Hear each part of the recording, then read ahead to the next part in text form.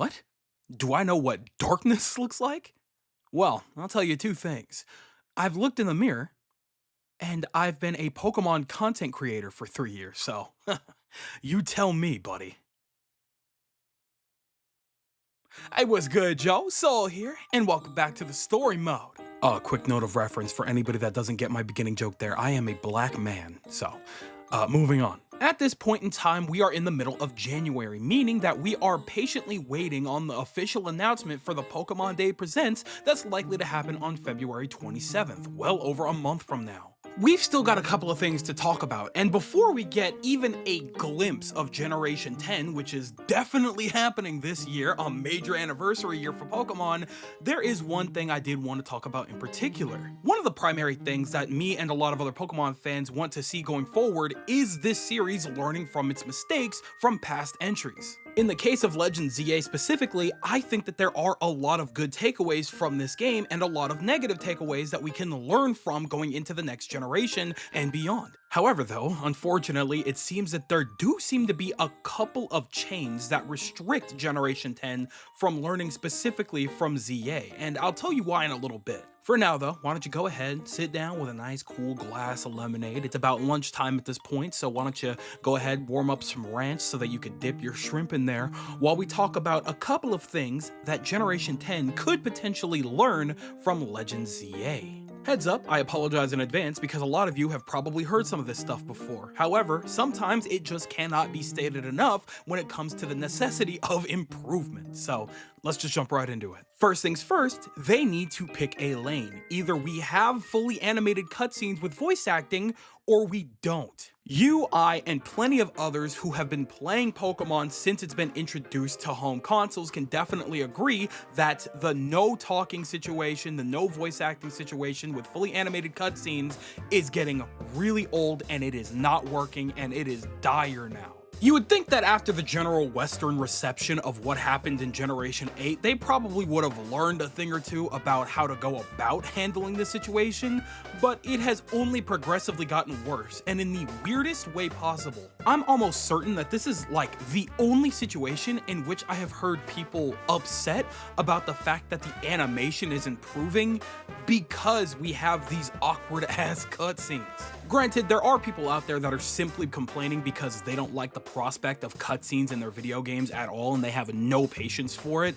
I very clearly do not agree with that. I am always under the mindset of let it cook when it comes to my games. If the game has cutscenes and a story, I'm going to let them tell me the story. I'm gonna let them do whatever they need to do to get that story across. I'm a patient person, so that's totally fine. The situation here is that there are times where I am taken out of it because it's hard to take seriously when there is no emotion being emitted through sound when it comes to these well-animated cutscenes. It's very strange. Now, I'm sure that there's a good handful of people that find it insane that I think this way when in reality, we've had this situation since all the way back on the 3DS. And it's one thing to be working with generally weaker hardware. They did a good job back then just telling a story without the necessity of voice acting. And honestly, the cutscenes there were never long enough to even justify it.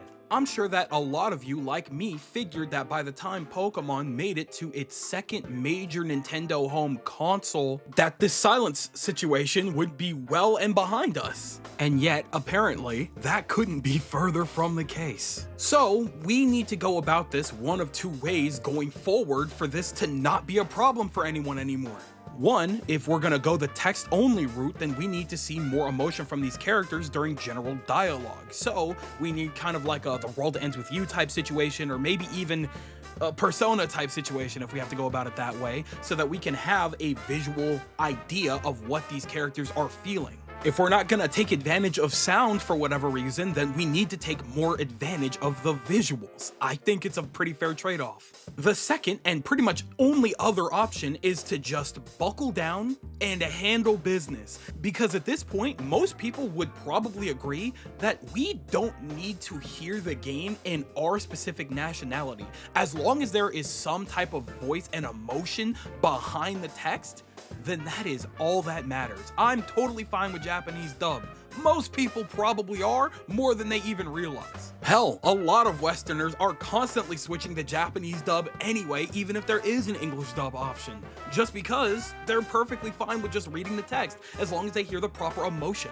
It does not make a difference. If they could do it for Gen 10, that would be great, but I'm not holding my breath on that. More on this in a little bit. The second thing is that the freedom and speed in how we go about battle is much more preferable in the Legends titles. Even in Legends Arceus, when the game was turn-based, it did feel like things were progressing a lot faster than they ever did in even Scarlet and Violet that came afterwards, right? Battling and catching Pokemon had never felt nearly as quick as it did in Legends Arceus, and that is one of the things that people loved about that game, the absolute state of flow that you could get into with that gameplay loop. And I think that for the most part, a lot of people can definitely agree that the same applies to Legends ZA, even if it is a little more redundant for a lot more people. But I think it still applies. No introduction to the Pokemon whatsoever, they are just out and about roaming around the world, and you just throw a Pokeball to try and catch it, and if you don't catch it, they're already attacking you, and you're already attacking back because there's a good chance that you have your Pokemon out behind you already. It was a good hook to get us into the gameplay loop, and in the case of Legends ZA, I think they did a generally good job of that in the base game as well, especially when it comes to how the trainers are handled. I'm sure I've mentioned this already, but one of the primary things that I want to see going forward is how they utilize trainers in Legends EA, because I think that if we're going to continue with this like open world or even open zone format, then this is the best way to make it so that trainers are a little bit more mandatory and a lot less avoidable. Given the fact that we're going back to turn-based, I can imagine a situation in which we have a little bit of a blend between what we have in Arceus and Legends ZA. That way we still have our freedom to roam around with our Pokemon out behind us, but at the same time, the trainers are doing the exact same thing in the overworld. And so, whenever we encounter them or random battles out in the overworld, just like we had in Legends EA, we are popping in and out of those battles like nobody's business, even if it is turn-based. And if it wasn't obvious, I would hope this would be the case with the catching element as well. Next major thing that we should definitely learn going forward is that faster ground transportation is actually really important. One of the biggest question marks I have about this franchise for the last couple of years is how we went from Legends Arceus, where we had multiple Pokemon to ride on, and then we went to Scarlet and Violet with one specific Pokemon to ride on, but it still made us faster, and then Legends EA, a sequel to a game that introduced skates to the series, and we didn't have that or rideable Pokemon. So, what the hell? I would love a stylized Pokemon situation in which we could have skates again or a specific rideable Pokemon, or even get as creative as like a skateboard or something, you know what I'm saying? Like, what was the decision making in not having any form of faster mode of transportation in Legends EA when other games prior did not have an issue with that? Also, I'm gonna say this now because I can already imagine that there's somebody getting ready to type it in the comments. Yes, I do know about a certain situation in regards to transportation for Generation 10. And that is all I'm gonna say about that. But yes, I do know. I just hope they go about that particular situation in a very creative way, much like how we got across the land in Legends Arceus. Because regardless of how many fast travel points were in Legends EA, there were certain times where I still needed to walk, and there was absolutely nothing in my way and nothing obstructing me, so no good reason to not have skates to be able to get from point A to point B a little bit faster. That's all I'm saying. Now for this next one, this might just be a me thing, but I think having an actual well-balanced amount of real boss battles scattered throughout the game is a little bit more interesting, right? Granted, in the traditional generational games, the boss battles are pretty much the gym leaders or like the main enemy of the game or whatever legendary you end up having to face. However, you can tell that that hasn't been enough for a little while, considering the fact that they even went out of their way to introduce something like boss battles. And when I say that, I mean, for example, something like Eternatus at the end of Generation 8. Despite a lot of the issues that I have with that game, I have to admit, that was a pretty sick moment, right? It was pretty fun. They knew that at that point, you had more than grown accustomed to raid battles. So they introduced the final, primary raid battle at the end of the game. Why did we wait so long to do something like that? Why didn't we have more major boss battles like this throughout the game? Scarlet and Violet did a better job of handling this when they introduced the Titan battles and things like that, and even in the DLC when we were fighting like Terrapogos and stuff like that, but I'm looking for just a little bit more in that aspect. The thing that I like the most about the boss battles in Legends Arceus and Legends ZA is that it had these giant Pokemon doing things that they could not normally do at all. They had unique animations for different ways to utilize some of their attacks that would completely take them off the field or make them multiply or a bunch of other different things, and it made these boss battles a lot more engaging. With that being said, I think that they could definitely take a page out of those books and make it so that a lot of the bosses that we could be potentially fighting going forward can have some form of gimmick, even if we are fighting a turn-based battle. Maybe these boss Pokemon are so strong that they can actually restrict a couple of things. Maybe we can't use special attacks for a battle. Maybe we can't use physical attacks. Maybe certain abilities are completely unlocked. Maybe instead of like a double battle or something like the totem Pokemon would call in, maybe we have a specific situation like Meowstic in the DLC where it can call in a big ass barrier and you have to destroy that barrier in a certain amount of turns before you can actually start dealing damage again. Or maybe we have a situation in which the boss Pokemon has multiple hit points and you have to destroy those hit points so that they aren't doing insane damage to you and your team. I'm not gonna get too much more into that because just talking about that, I've come up with a couple ideas that I can kind of rehash in another video, but you get the general idea. I think having a situation like Legends ZA boss battles could be preferable even in turn-based combat going forward. And last of my examples, but certainly not least, is the fact that side quests are definitely more critical than ever. People definitely had their complaints in regards to the side quests in both Legends Arceus and Legends ZA about it being just too much busy work that would just consistently pop up and pretty much obliterate your sight of the map. But at the same time, that's all it's ever been, right? I certainly think that the side quests were handled a little bit better in Legends ZA than they were in Arceus, but I think we can do even better then. Getting rewarded after a side quest with harder to find items or even harder to find Pokemon is phenomenal incentive in of itself. Take it a step further with side quests that actually lead into one another, and we have a pretty interesting situation in our hands. Don't get it twisted, there was a lot of like useless nonsense nothing side quests in Legends ZA, but I feel like a good portion of that does come from the fact that a lot of us are just way too experienced when it comes to Pokemon, so there was a good amount of them that just kind of felt useless or redundant, but there were some good ones in there, especially like post game where we were getting access to like harder to find Pokemon and just better items and stuff like that overall. Hopefully, down the line, future Pokemon games have a better blend and a better system when it comes to receiving said side quests, but overall, at the very least, if there is any side quests at all in the generational titles, I won't be too mad about that. But for the most part, those are my general examples of what future titles, especially Generation 10, could have potentially learned going forward. However, I have to flip the coin here, and I feel like I need to explain why it likely won't learn. For example, we talked a little bit about voice acting earlier. While I do think that it's possible, I don't believe that it's likely or plausible in their case. Even if they were to go just the straight Japanese dub route and have it so that all of the text was translated to whatever nationality you happen to be in, that is still a situation that costs time and money. Both of those things, 9 times out of 10, usually are not on Game Freak's side.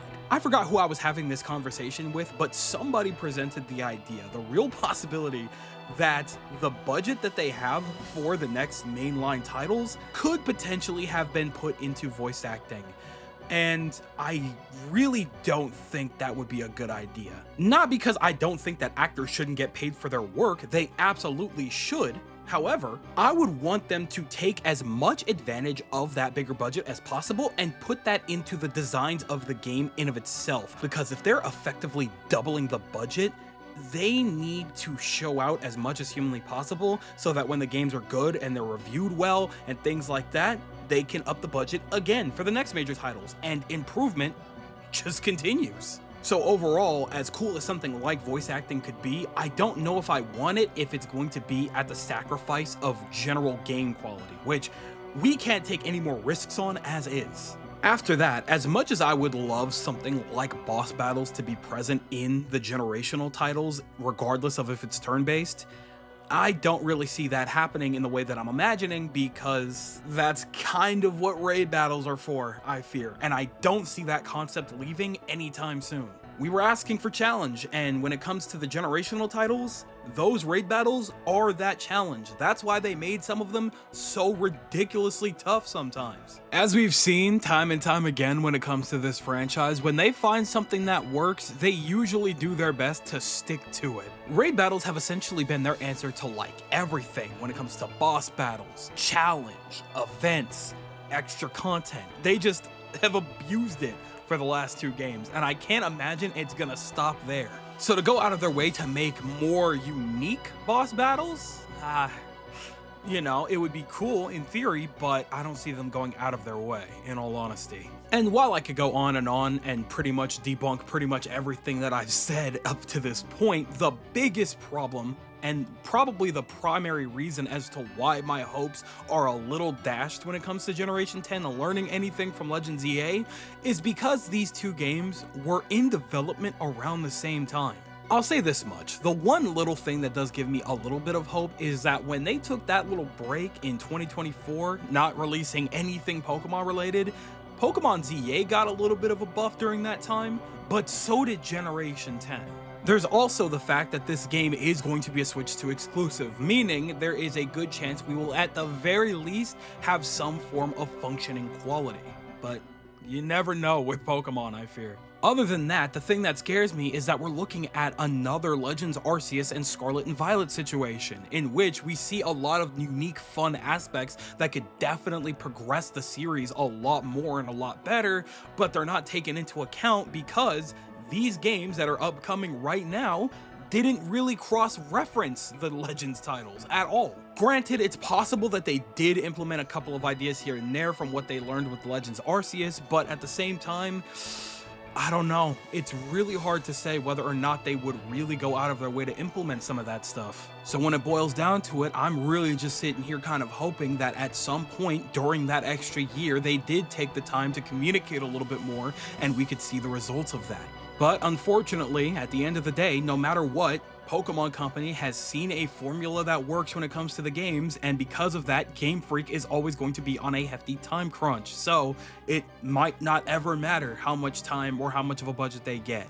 And given the landscape of gaming today and the conversation surrounding it, yeah, I was not kidding when I was saying that my hopes are a little lower than usual this year. I hate to be so negative in regards to this, but again, like I said, with games getting more expensive, it's getting harder and harder to justify what we're paying for sometimes. So yeah, like, I mean, guaranteed this upcoming generation is going to be $70, possibly even more. We really don't know. So I don't know, we'll have to play it by ear, but hey, you know what? Maybe that's just me. So that just about does it for this one. I really don't know what else to say in regards to that for now. I mean, granted, I have a lot of ideas and thoughts in regards to Generation 10 overall, but we'll probably just save that for when we inevitably get the actual showcase and announcement for Generation 10 in a couple of weeks from this point, right?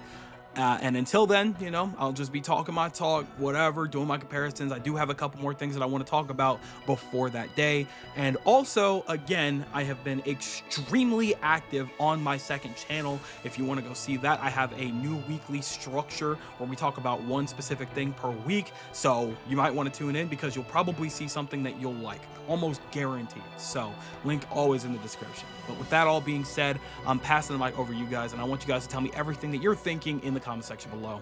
Do you agree that it seems kind of unlikely that Generation 10 will actually learn anything in regards to what we've gotten from Legends ZA? It's probably just not in the cards. They're probably not going to take any of the good things that we know, or, you know, improve on the bad things that we know from Legends EA and make the best Generation 10 possible? Or am I just out of my mind? It really doesn't matter. Generation 10 is going to be better. It's going to be high quality. It's going to be solid. We just have to, you know, stop. We just have to get our head out of our asses. Tell me everything that you guys are thinking in the comment section below, because you know for a fact that I am always going to be down there with you guys. But with that being said, Yes, sir, it does appear to be skedaddle o'clock, so I'm gonna go ahead and do just that. I'd like to thank you guys ever so much for watching. I truly do hope you enjoyed. Do me the greatest favor of dropping a like and a comment, and consider subscribing for more content just like this. And with that, I'm Gonzo. Thanks again, hope you enjoyed, and I'll be seeing you guys in the next video. Do me the greatest favor, taking good ass care, and I'll see you all next time. Bye! You guys like my voice? That was fun. I'll see you later. So leave can't handle us. So cool, baby, scandalous. I'll show you what I'm talking about. So cool, baby, watch it now. It's on you.